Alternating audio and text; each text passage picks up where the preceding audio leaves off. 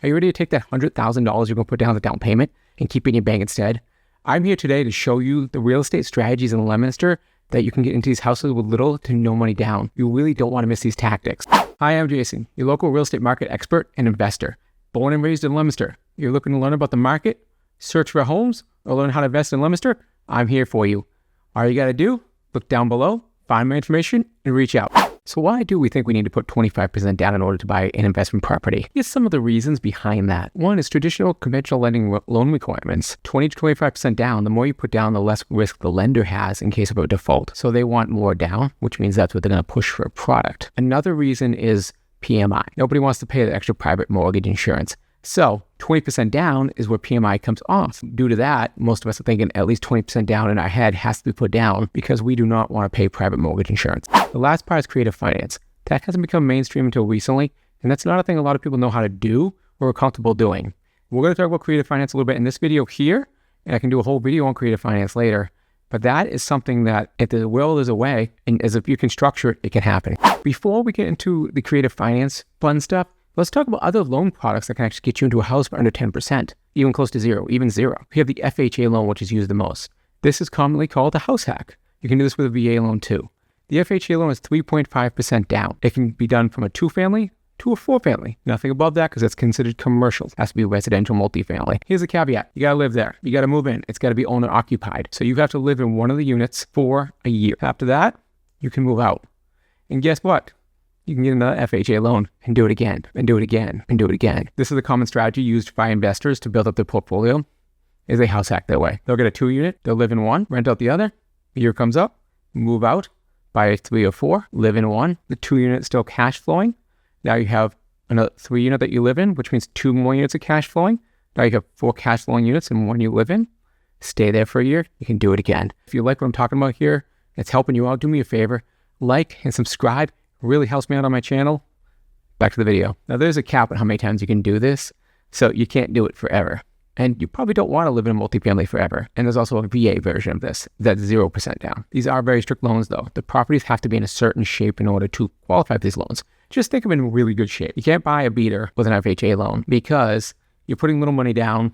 Think of what I said earlier. The banks want to mitigate their risk. With little money down, if you walk away from that beater and they have to foreclose, they're underwater already. The banks think about themselves, they don't think about you. Let's talk about what you're probably here to hear, creative finance. So there's another way to get into the multifamilies that doesn't involve getting a loan at all. It doesn't involve getting your credit checked. It doesn't involve any sort of down payment if you don't want it to.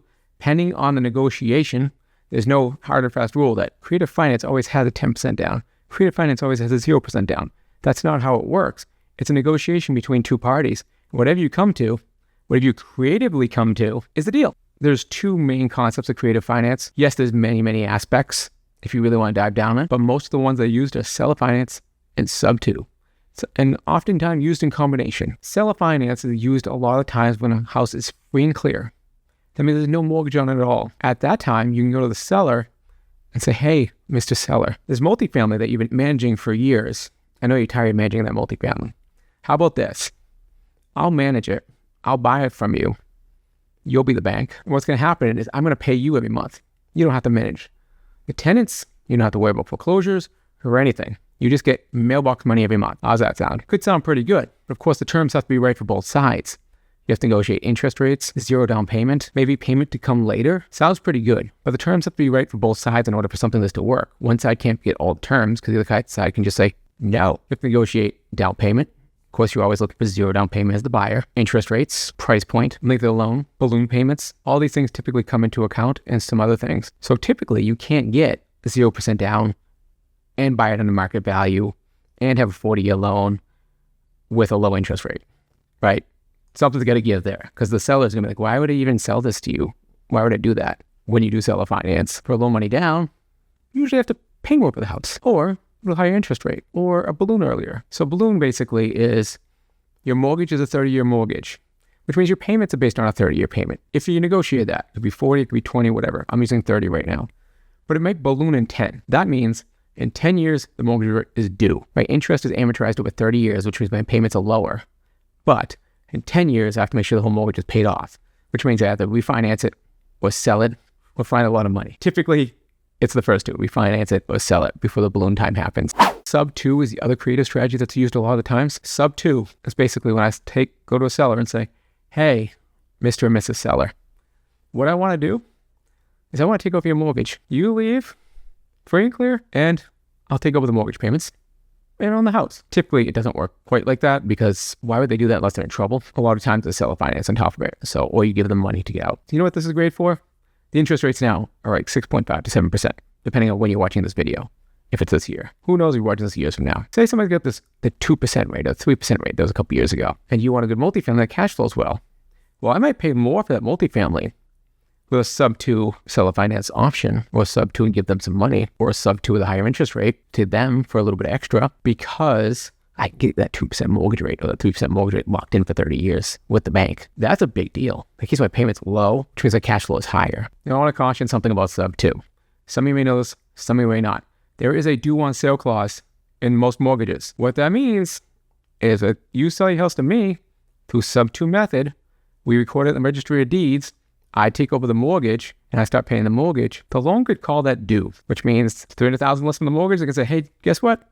Mr. and Mrs. Seller, not me, Mr. and Mrs. Seller, who took out the mortgage, you owe $300,000. I'd like that tomorrow. It's not something you see often, but it is something that can happen during the sub 2 process. Now, I mentioned something a couple minutes ago about sub 2, take over a mortgage, and helping the seller by giving them something else. So you can take sub 2 and seller finance and work together. And that's typically what happens a lot of times. So say my house is worth $400,000. My loan is worth $300,000, right? It's a 2% loan. So that loan is a lot of value. Somebody comes to me, it's like, hey, I want to buy your house. I don't want to go through a bank.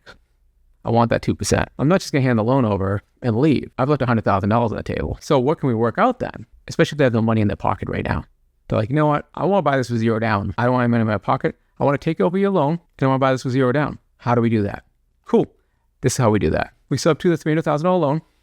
You take over the loan. That leaves a $100,000 difference between the value and the house. Yeah, I might want a little more because I have a super cool loan, but we'll leave that alone. We have $100,000 left.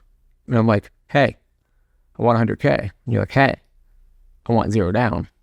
How do we solve this? Well, we layer seller finance on top of sub 2. You go to me and say, hey, you know what? Instead of getting a lump sum, would it be nice to be getting a monthly check like you used to when you ran that thing? You know what we can do? The extra $100,000, I'll take over your loan, but then I'll also pay you $100,000 at a 4% interest rate for the next 30 years. How's that sound? Person might be like, oh, that sounds great. Like, I'd love to get a check in the mail. They might be like, hey, you know what? Like, I ain't gonna live 30 years. I hate saying that, but someone said that to me before, and I'm like, please don't say that, ever. So I'll be like, all right, cool. We can amortize over 30 years, but I want it to balloon in 10. Now what's happening is you who came to me is paying my mortgage, or whatever the mortgage was, on the $300,000 mortgage, and you're paying me monthly on the $100,000 at the 4%. And you now bought a house with $0 down, and you're making 2 payments that hopefully have been covered by the rent. If it's not, you probably shouldn't have bought the property. A little disclaimer behind all this, please find lawyers that know how to do these type of things in order to protect you and protect the other side during the process. You still need a lawyer. I'm in Massachusetts. We're a lawyer state, but not all lawyers have worked with seller finance and sub 2 and stuff like that. So they won't know how to handle that. Find a lawyer that does. I have a lawyer that knows it, who's helped me with things like that.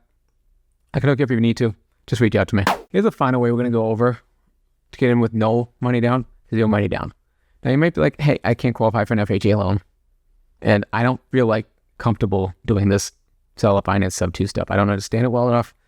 I don't want to do it. Bring the hustle. That's what you got to do. I know you're like, that's kind of weird. That's a movie on Netflix with Adam Sandler. Why would I run that? Lame joke. By bringing the hustle, I mean this. There's a lot of real estate investors out there who are very, very busy and have a really hard time finding the properties or doing some things on the properties.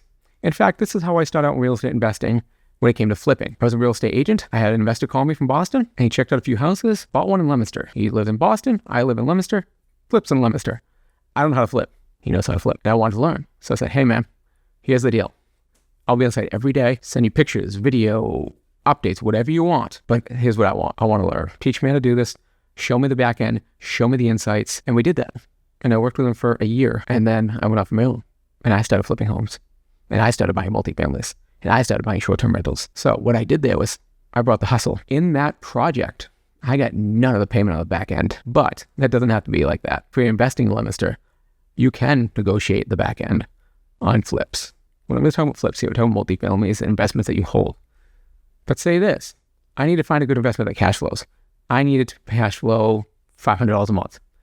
You find an investment that cash flows $1,000 a month. You bring it to me and say, hey, found this property. I'll run this property and get it for this. Let's work together. I need you to bring the money, Jason. I'll bring the hustle. I'll get the property locked down. I'll manage the property, everything. That might sound pretty good, because then me, as a busy investor, doesn't have to go through the whole process. You have two things. You have time and you have money to spend in your business. And as the investors get bigger, the money gets more, but the time gets less. So they're willing to give up the money if someone else is willing to give up the time. As a newer investor, or an investor with not much money, you tend to have a lot of time and not much money. So they look like this, you look like this, you work together, kind of even. If these game-changing strategies about how to get into real estate with zero to low money down intrigue you, house hacking, creative finance, things like that, reach out to me. My information is down below. Let's talk about how to make that happen for you. And don't forget to like, share, and subscribe for more actionable tips on real estate investing, the Leominster market, home buying, home selling, and all the other things. I'll see you all later.